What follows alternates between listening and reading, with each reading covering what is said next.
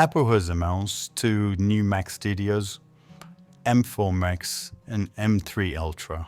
And the M3 Ultra can be upgraded to up to 512 megabyte of unified memory, which is a lot of gigabytes.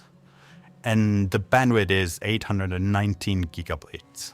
What that means is that you can actually run the full DeepSeek R1 at 4-bit on the new M3 Ultra Mac Studio.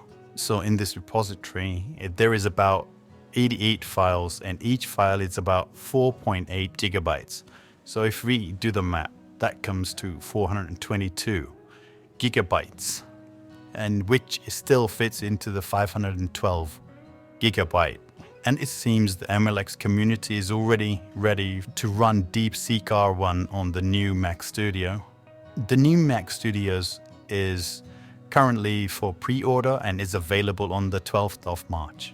Now, if we try to configure the new Mac Studio for the 512 gigabyte memory, it comes down to $9,500, which is a lot of dollars.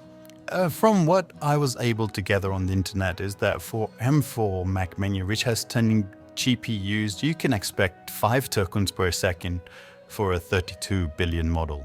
And for the M4 Mac Pro, which has 20 GPU cores, you can expect about 10 tokens per second for a 32 billion model.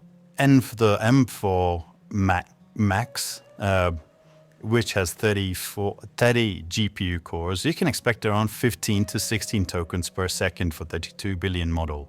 But if you look at the new Mac Studio M3 Ultra, it has 80 GPU cores. So if we look at the number of GPU cores, we go from 5, 10 to 15. So for every 10 GPU cores, we get 5 tokens per second for a 32 billion model. So roughly for the new M3 Mac Ultra, which has 80 GPU cores, we can expect around 40 tokens per second for a 32 billion model. And because DeepSeek R1 is a mixture of expert model, so it only has 32 billion parameters active when you do inference. So this, we should expect 40 tokens per second when we run DeepSeek R1 on the new M3 Mac Ultra. So if you can afford M3 Ultra, starting from next week, you should be able to run DeepSeek R1 locally offline, which is just crazy. But in other news, even if you can't afford $9,500, there is good news. Quentin has just dropped a QWQ32 billion model, and according to their benchmarks, it seems to be on par with DeepSeek R1.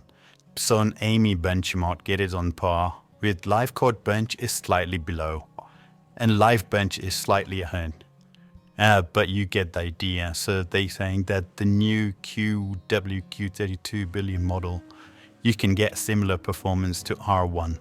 The QWQ model is currently available on an open router to try for free. I'm currently working on my coding questions for testing LLMs, but from my quick test, I did this. So my question was, is Docker Compose possible with this flag? And it actually currently identifies that it is not applicable to Docker Compose up, but it actually is for Docker Compose push. And from my testing, a lot of non-thinking models fail on this question. Even Claude 3.5 Sonnet, it would usually fail on this. So looking at the other Mac options to be able to run a 32 billion model like KeyWQ, I think the cheapest option is using the Mac Mini M4, which has 10 GPU cores. So for the 24 gigabyte, it would cost around $800, but you can expect around 5 tokens per second.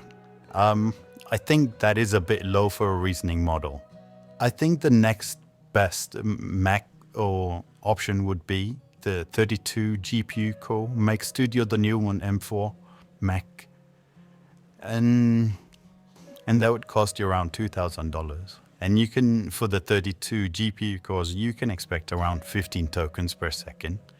But if you want 20 tokens per second for an extra $300, you can bump it to 20 tokens per second for 32 billion models for inference locally. That's it for this video. Feel free to like and subscribe and have a great day.